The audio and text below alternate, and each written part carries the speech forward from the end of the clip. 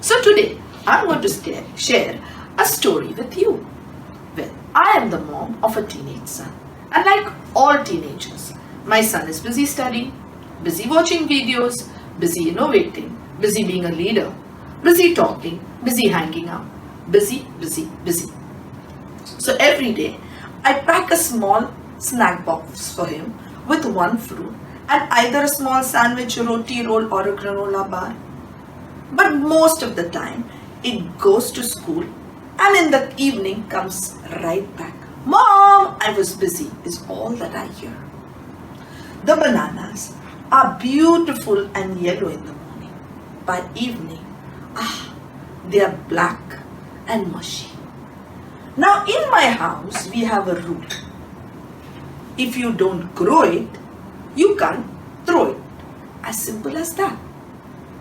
But how do I get my teenage son, or for that matter anyone, have a black mushy banana? So what do? In my refrigerator, I have a collection box. So in both bananas in the collection box. Last weekend, we collected 3 bananas. So I took the 3 bananas, peeled them up. The inside is still black and mushy. Took 1.5 scoops of jawar or millet flour, 1.5 scoop of whole wheat flour, 4 tablespoons of grapeseed oil, a bowl of leftover homemade almond milk, few strands of saffron, and about 5 or 6 dates teeming with iron. The banana pulp, the dates, the almond milk went into my mixie and brrrr, I had a nice golden looking pulp, maybe slightly on the darker side. To that then I sprinkled my lovely saffron, which not only gave the fragrance but a hint of orange. Now with all that I mix the jawar and the wheat flour and kneaded it with my fingers, giving a great workout to my tiny muscle joints. Beat it up, a lot of exercise for my wrist.